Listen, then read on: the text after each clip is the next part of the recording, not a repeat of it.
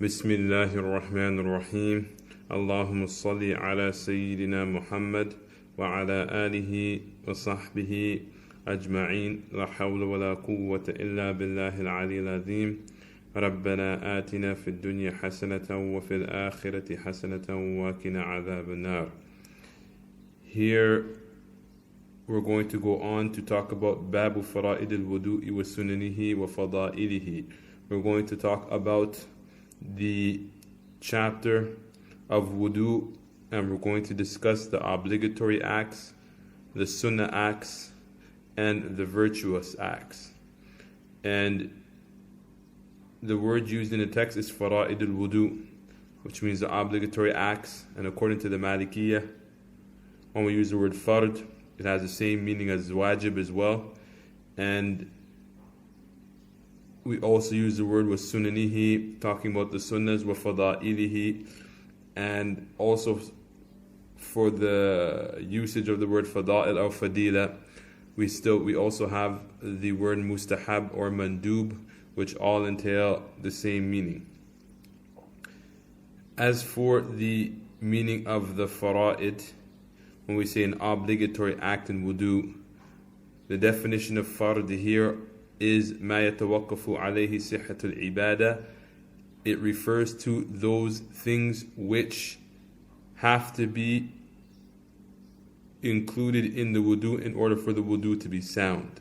So when we say the fard of wudu, we don't mean the meaning of fard or wajib, that if a person were to leave it, he takes a sin for it. But the meaning of fard in the chapter of fiqh, when we're talking about the individual acts or the singular or particular acts of an obligatory act such as wudu, then what we're referring to is the actions which have to be performed in order for that ibadah to be sound. In other words, when we say, for example, that washing the face is fard, it means that if this limb is not washed, then the wudu will not be sound.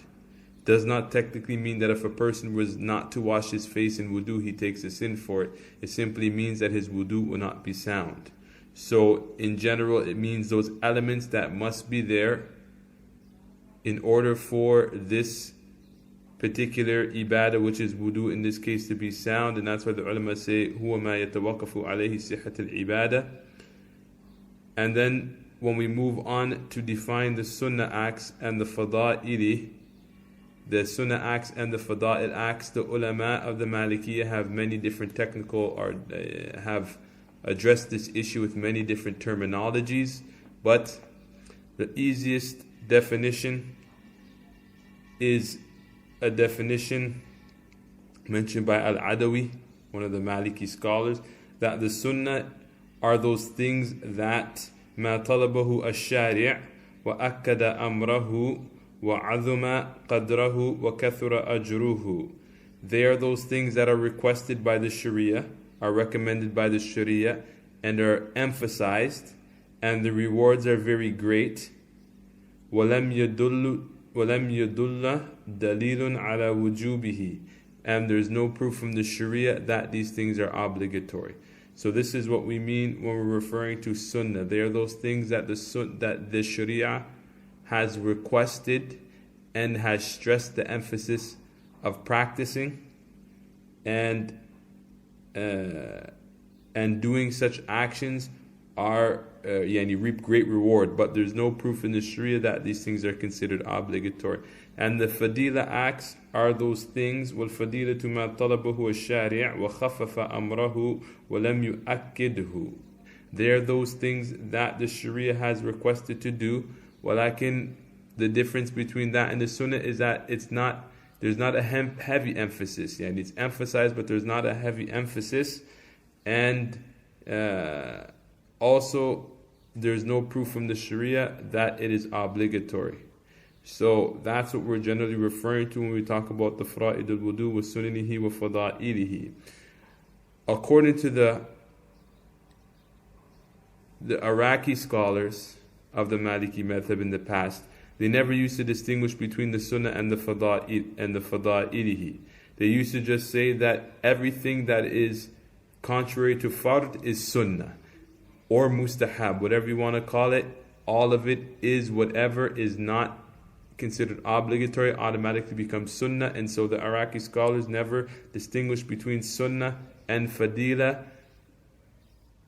They just considered everything mustahab or sunnah as all one term. So everything that wasn't fard in wudu was considered a sunnah, without distinguishing between mustahab and sunnah.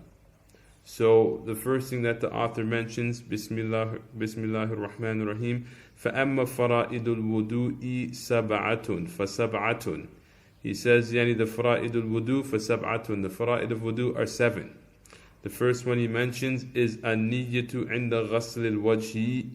The first one he mentions here is to have a niyya inda ghasl al-wajhi. Yani making the intention that a person is making wudu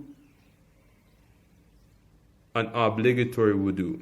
For the beginner, the simplest way to make a proper niyyah is just to intend that you're making an obligatory wudu. Or even more simpler than that, a person should just have the idea to enter the state of purity, or to remove himself from the state of not being in wudu. So when a person is making wudu, then the intention that they should have for the beginner, which is simple and enough and covers all issues, is to make the intention that I'm making wudu in order to enter the state of purity. And so he says, an-niyatu inda ghasl al-wajhi. He says, an-niyatu, but when inda ghasl al-wajhi, yani making niyyah at the time of washing the face. And why do they say niyyah at the time of washing the face? Because washing the face is the first obligatory act. So when you go to make wudu, you're going to do 3 sunnahs before you even make your obligatory act, because you're going to wash your hands, wash your nose, and wash your mouth. Then you're going to wash your face after that, and washing your face is the first obligatory act. This is where the niyyah should be done.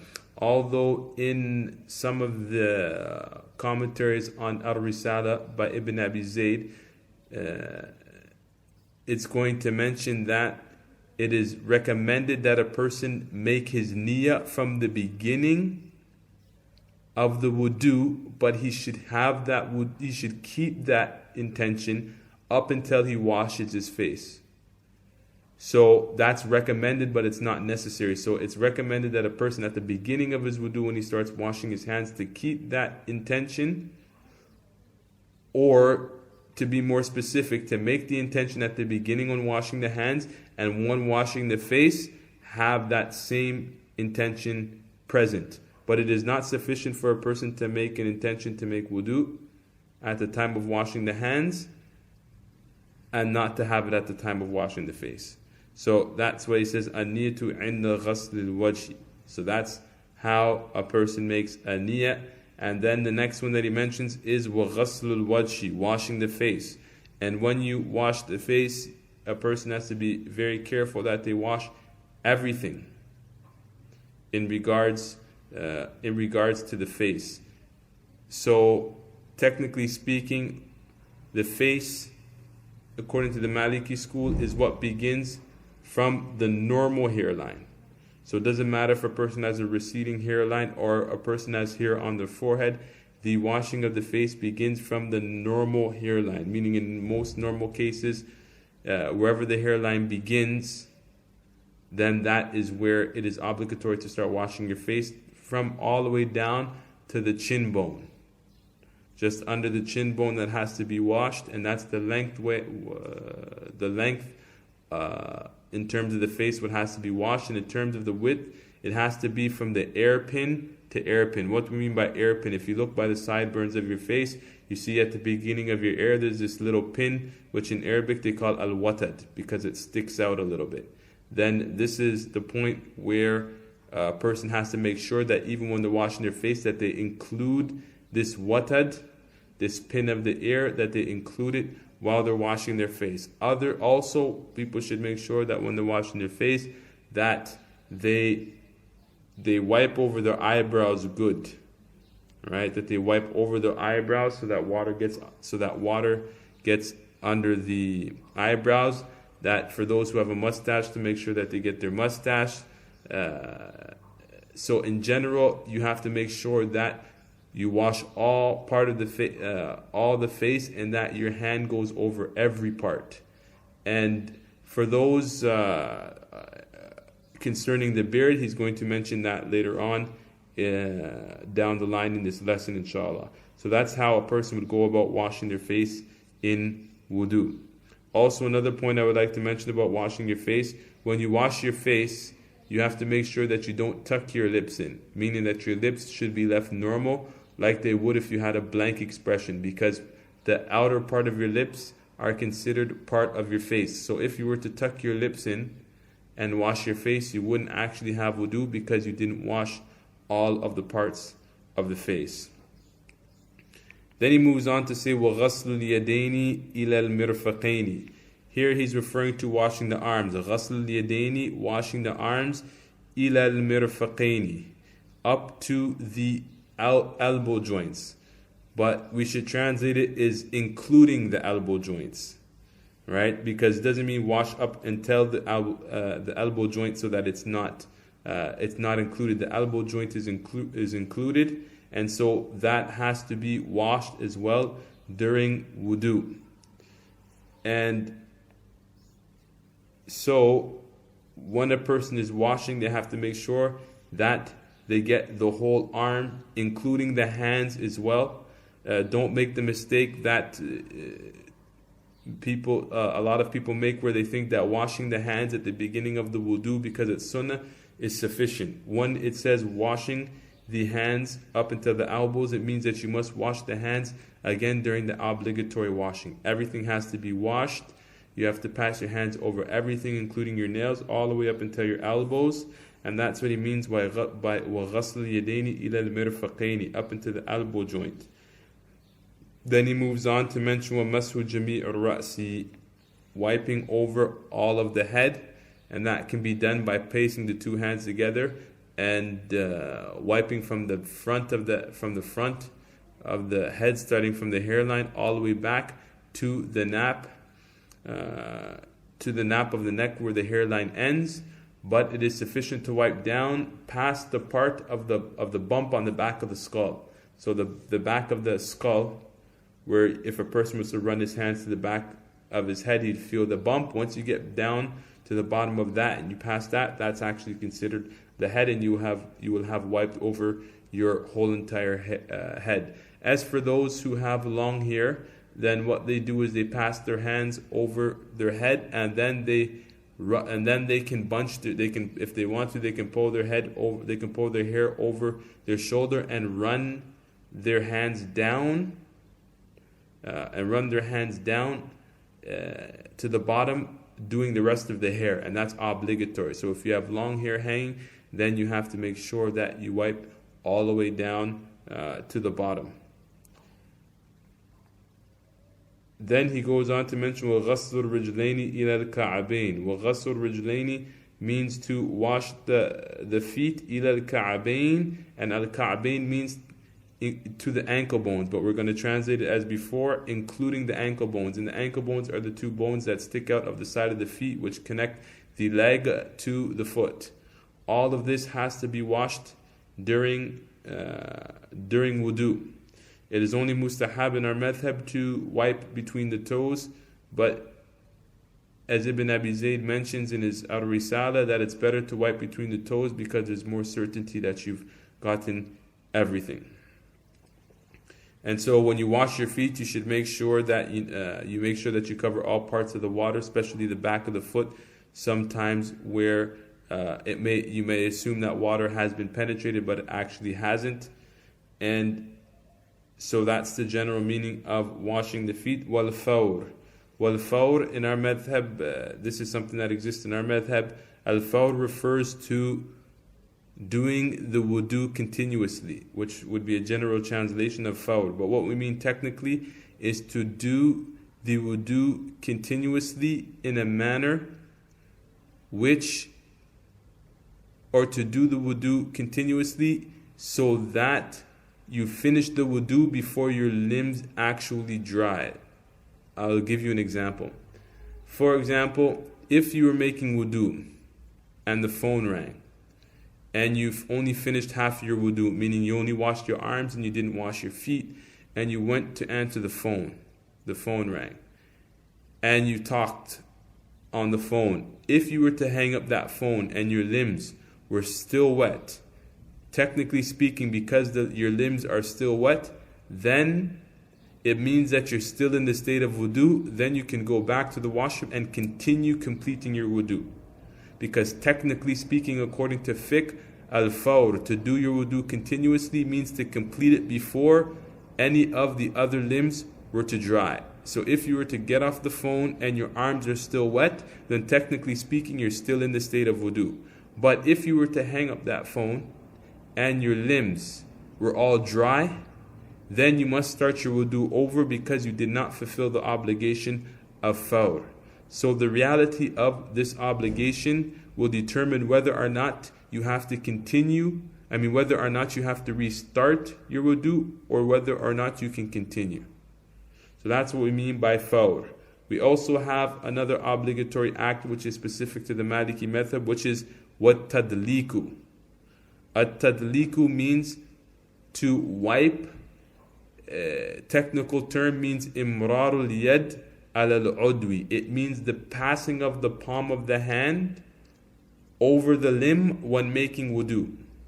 So be careful. The reason why I'm giving you the technical term, because in the section of wudu, when we use the word dalk or tadlik, it means specifically in wudu to use the palm, to pass the palm of the hand over the limb while washing. What's the technical application of this technical term or the meaning of this obligatory act? It means that when you're making wudu, in order for you to have a sound wudu, you must make sure that when you're making wudu, that it's the palm of your hand that you're using in order to wipe over the area. So for example, when you're washing the face, you have to use the palm.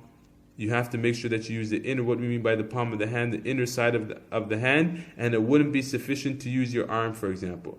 Or a more practical example, when you're in the masjid, sometimes you see people, they will put their feet under the water, and then they will use their feet to wash the other feet. In our madhab, according to the Malikiyya, dalk means to use the palm of the hand. So technically speaking, that wouldn't be sufficient. So you have to use your hand even to wash your feet. So that's the meaning of tadliku. So when a person is making wudu, they have to make sure that when they're doing their face and their hands, that you get every area of the obligatory limb. So the author mentioned فَهَذِهِ سَبْعَةٌ. So what we just mentioned so far is sab'ah. But then he says, لكن يجب عليك في غسل وجهك أن تخلل شعر لحيتك إن كان شعر اللحية خفيفا تظهر البشرة تحته وإن كان كثيفا فلا يجب عليك تخليلها وكذلك يجب عليك في غسل يديك أن تخلل أصابعك على المشهور. Now the author is going to mention that these are the 7 standard obligatory acts, but there are other obligatory acts. And so he says, لكن, but it is also obligatory, يجب عليك في غسل وجهك, it is also obligatory on you that when you're washing your face, أن تخلل شعر لحيتك إن كان شعر لحيتي خفيفا, it is also obligatory for you to pass your fingers through your beard if your beard is thin. So what he's referring to here is he's telling you that a person who has a thin beard, and he's going to define a thin beard as تظهر البشرة تحته. Basharatu means the skin. If a person has a beard which the skin can be seen under the beard, for example, a person who has a stringy beard, although they have a beard, you can see that you can still see their skin from under their beard. They are recommended to take their fingers when they're washing their face and rub through the hair. And the reason for that is because since the skin is still visible, then it's still obligatory for him to reach the skin when washing his face. Because the fact that his skin is still present means that the ruling of the obligation of washing the actual face is still present. So he's going to take his fingers and run them through his beard during his washing, and this is obligatory. So that's the rule of a person whose beard is thin, meaning that his skin shows from underneath his beard. Now he's going to mention the rule of if a person has a thick beard. So he says, وَإِن كَانَ كَثِيفًا, كَثِيفًا means thick, فَلَا يَجِبُ عَلَيْكَ تَخْلِيلُهَا. And he says, if your beard is thick, then it is not obligatory on you to run your fingers through your beard. The author here doesn't mention what a person's supposed to do. He just mentions that a person with a thick beard doesn't have to make what we call takhlil, which is running the fingers to the actual surface of the skin. In the books of fiqh, it's going to mention that a person who has a thick beard, all they have to do is they have to run their they have to run their hands, the palm of their hands, down over their beard, but they don't make takhlil. They just run their hands over so that it gets wet. But they don't make takhlil. For a person who has a thick beard, if they make what we mentioned, takhlil, if they run their fingers through their beard, this is disliked. So if a person's beard is thick enough to where he cannot see the skin under his beard, then he just has to make sure that when he's washing his face, that he runs his hands over his beard. He also mentions another one of the obligatory acts, وَكَذَلِكَ يَجِبُ عَلَيْكَ فِي غَسْلِ يَدَيْكَ أَن تُخَلِّلَ أَصَابِعَكَ عَلَى الْمَشْهُورِ. According to the mashhur opinion, it is also obligatory during wudu to make takhlil of the fingers. Making takhlil of the fingers means to run the fingers of the right hand and the left hand between each other. The easiest way, the proper way of doing this, for example, is to if you take the left hand, the palm of the left hand, and sit it on top of the right hand, and then you open up the fingers of both hands, then you run your fingers through them. Right? So basically what you're doing is you take the palm, you can take your right hand, face it towards the ground so that the palm is on the ground. The palm side of the hand, of the right hand, is on the ground. Then spread the fingers.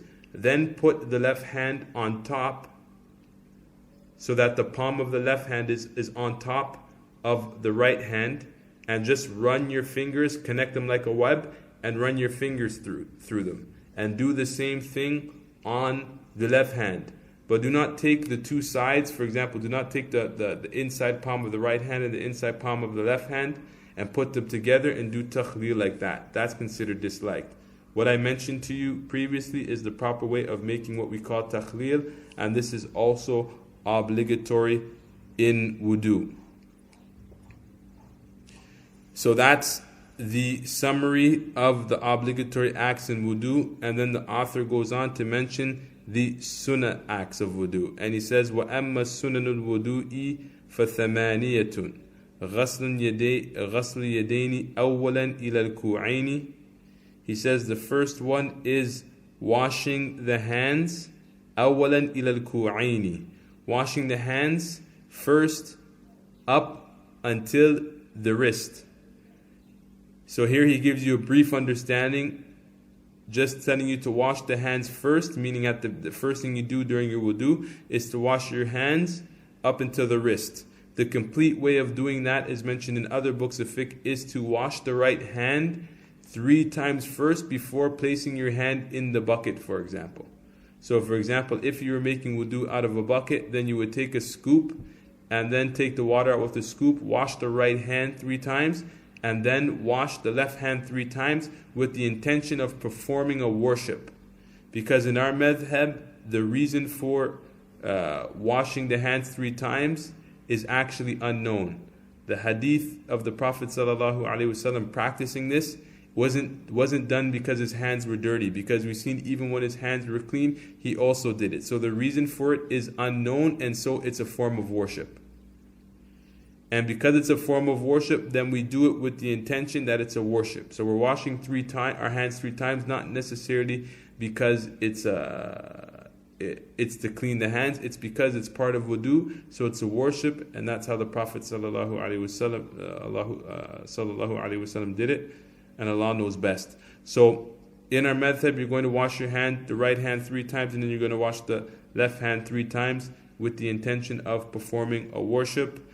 And then he mentions وَالْمَضْمَضَةُ means to wash out the mouth 3 times. Then you're going to wash out the mouth 3 times. But in order to get the reward of the sunnah, there is certain things that have to be done in order for it to actually be technically called madmada, meaning to technically be called washing the mouth during wudu. That the person puts the water in their mouth. What do you mean by puts the water in the mouth? They put their hands under the water, take a scoop and put it in their mouth. That's one of the conditions. So if a person was to put his mouth in, for example, on a fountain and just let the water fall into his mouth, he wouldn't get the reward of madmada. The second condition is that a person has to swish the water around in his mouth. So if a person were to put water in his mouth and not swish it around and just let it come out of his mouth, then he wouldn't get the reward of the sunnah. The third condition is that it has to be spit out. What do we mean by it has to be spit out?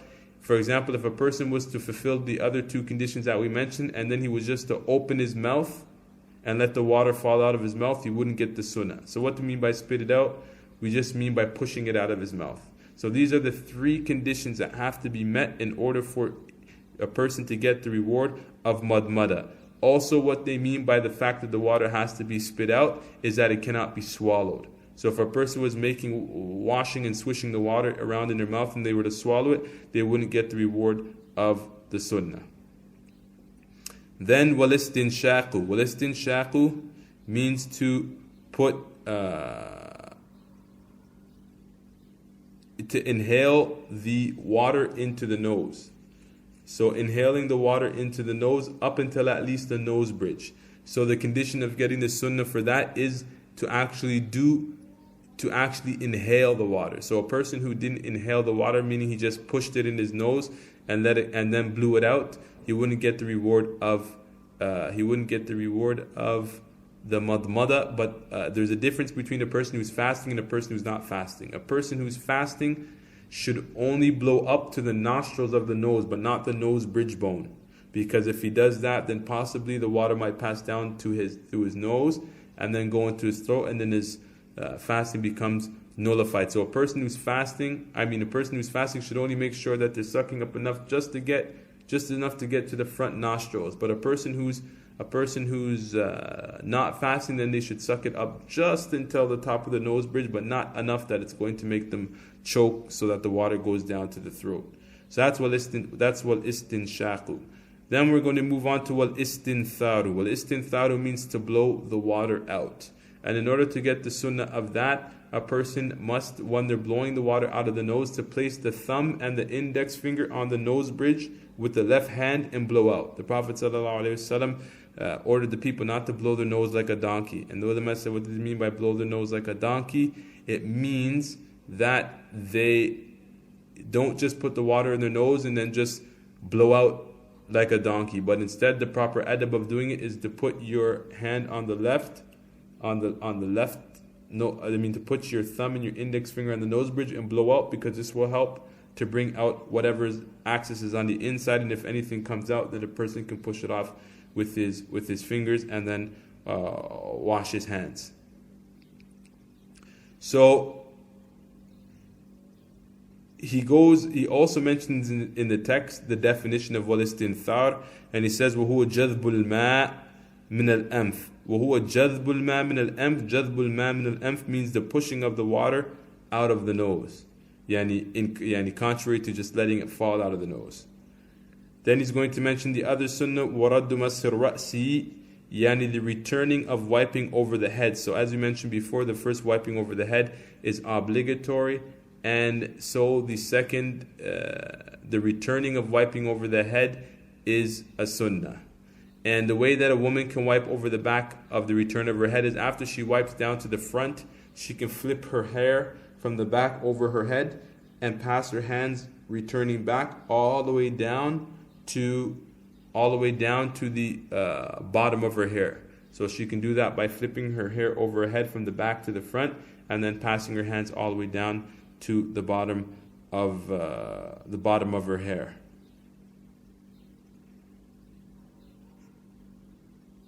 Then the next one that he mentions is mashul udhunaini dhahirihima wa batinihima. It says to wiping the ears. So wiping the ears in wudu after you wash your head. ظاهرهما وباطنهما, the apparent side of them and the hidden side of them. What do they mean by the apparent side of them? They actually mean the back of the ears and not the front. And the reason why they say that is because actually when a baby is born, the ears are tucked in. So what is actually behind the ear is actually what is seen first. And when they say the inside of the ear, they actually mean the part of the ear that we can see now that the ear is actually open. So wiping both the inside and the outside is considered the sunnah. And that can be done by placing the index fingers in the flaps of the ears and then running the thumbs on the back of the ears, on the part, behind the apparent part of the ears. But it is not sunnah to stick your fingers inside of the hole or the canal of the ear, just the flaps. Then he mentions وَتَجْدِيدُ الْمَاءِ لَهُمَا. Also, after you finish wiping the head, it is sunnah for a person to stick his fingers into the water before wiping the ears. He shouldn't take any water up with him when he's wiping the ears, but just dip his fingers into the bucket and then wiping the ears. That's what it means by tajdidul ma, renewing the water for wiping the ears. Lahuma means for the wiping of both the ears. Wa tartibu bayna fara'idihi. And the last sunnah is doing the tartib, is doing the fard actions in order. So doing the fard actions in order, which means to wipe wash the face first, then to wash the arms, then to wipe the head, and then to wash the feet, is considered sunnah only in our madhab. For other madhabs, it's considered obligatory, and the difference of opinion is based on the ayah of wudu. Some of them said that the fact that it's mentioned in order is obligatory, but for the Malikis, they didn't consider it obligatory, but it's considered a sunnah, and thus we should always try to make our wudu in perfect order. And so those are the 8 sunnahs that he mentions, and then he's going to go on to mention the fada'iluhu. وَأَمَّا فَضَائِلُهُ فَسَبْعَةٌ. He numbers them as sab'ah, but when we go into the more advanced books of Malikiyah, we see that there's much more. But what he's mentioning here are the general ones that are the most important. So the first one he mentions is at-tasmiyatu. At-tasmiyatu, we say Bismillah, but we don't say Ar-Rahman Ar-Rahim according to the sound opinion in the Malikiyah. We just say Bismillah Ar-Rahman Ar-Rahim. Now the common question comes up, well, what about the washrooms? According to the Maliki madhab, it's disliked to mention the name of Allah in a place where impurities usually be, even if the place is clean. Alright, so even if the place is clean, so generally, technically speaking, that would be our washrooms today. So in most cases, people are making wudu in their washrooms. So when they're making wudu in their washroom, then they can just say Bismillah inside of their heart, and inshallah that should be sufficient. But they shouldn't pronounce Bismillah on their tongue because they're in the washrooms. And what else is recommended? وَمَوْدِعُ الطَّاهِرِ. A مَوْدِعُ الطَّاهِرِ is that you do it in a place that is pure. Meaning not inside of the washroom or a place where there's no impurities, right? But in our case, that's difficult because in modern times we're living in houses, and so this is a mustahab that maybe some people will be able to complete, and maybe some people won't be able to complete. The second one is qillatul ma'i bila haddin, using a bit of water, but bila haddin. Bila haddin means that we're not going to specify a set amount of water. Although the Prophet ﷺ was known for using a specific amount of water, that was specific for him. But for example, to be more specific, a person who's 7 foot tall or 7 feet tall compared to a person who's 5 foot tall or 5 feet tall do not need the same amount of water. So using the least amount of water is going to be specific for each person. What does it mean not to use too much water? When you're making wudu, we're not talking about the fact that the water is running. We're talking about the amount of water that you use on your limbs to make wudu.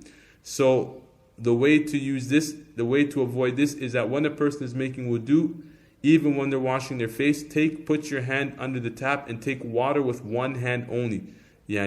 Preferably the right hand. So you're going to take water with the right hand, put it on the face, then wash the face. So same thing when it goes to washing the limbs.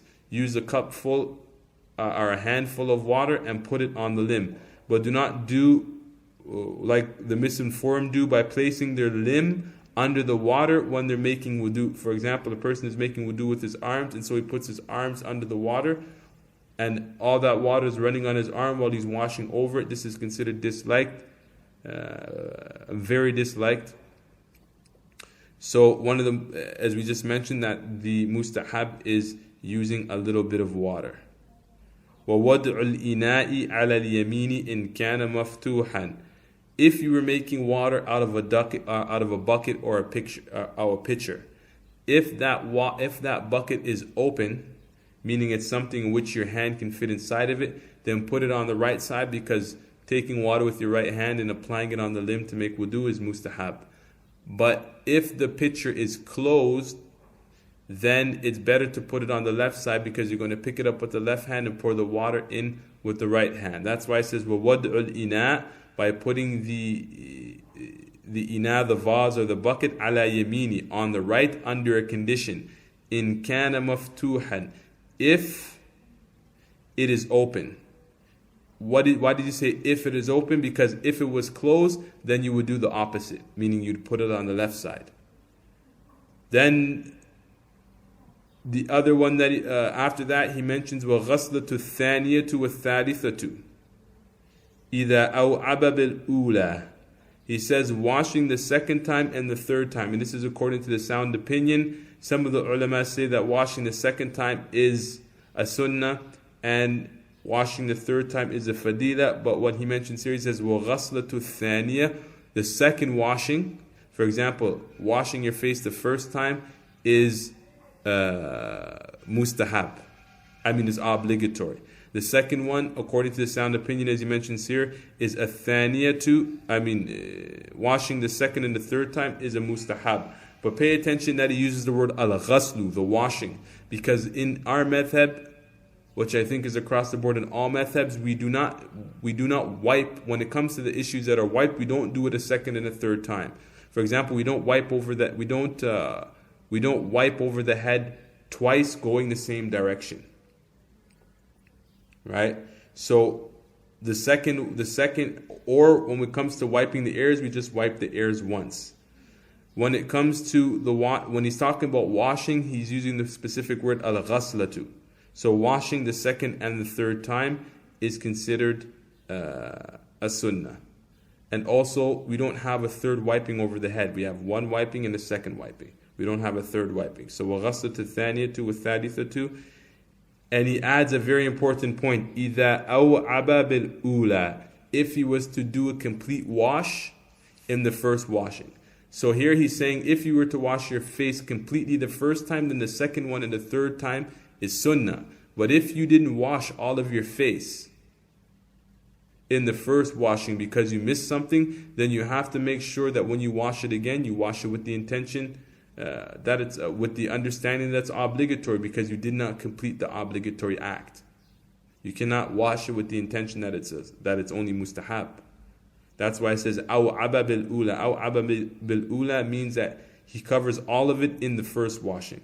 Because if he doesn't cover all of it in the first washing, then the obligation of washing the entire face still remains. Then he says, وَالْبَدْءُ بِمُقَدِّمِ الرَّأْسِ. وَالْبَدْءُ بِالْمُقَدِّمِ الرَّأْسِ means starting the wiping of the head from the front.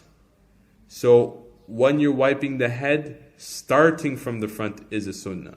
So for example, technically speaking, if you started the obligatory wiping of the head from the back and did the sunnah starting from the front, it would be sound. But it's sunnah to start wiping from the front of the head and then returning from the back. So technically speaking, we have three different issues of fiqh in regards to wiping over the head. The first wiping over the head is fard, as we mentioned, or wajib, same meaning. Then the returning, meaning the second wiping, the returning wiping is sunnah. Then starting the actual wiping from the actual wiping of the head, or the initial wiping of the head from the front and not from the back, is considered a mustahab. وَالسِّوَاكُ وَاللَّهُ أَعْلَمُ. Then he mentions وَالسِّوَاكُ, using the miswak. Notice that in our madhab we mentioned that the miswak in the chapter of wudu. In our madhab it is mustahab to use the miswak during wudu, and it is disliked to use the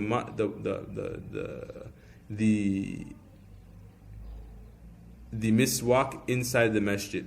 One of the reasons why it's recommended to do it during wudu is because in most cases when a person uses the miswak, his gums are going to bleed, and so the blood is considered an impurity, and so after he uses miswak, then he should be washing out his mouth. So the place where you should be using the miswak is at the beginning of wudu, before you rinse out your mouth, so that when you go to rinsing your mouth, you can remove any blood or any of the excess that is in the mouth. Or if a person wants to, he can wash his mouth one time, and then he can use the miswak and then wash it the second and the third time, so any of the remains is gone. And then he says, Wallahu a'lam, and Allah knows best. And that is the end of the lesson concerning the obligatory acts, the sunnah acts, and the mustahab acts, or the fada'il, the same thing, the virtuous acts. Allahumma salli ala Sayyidina Muhammad wa ala alihi wa sahbihi ajma'een.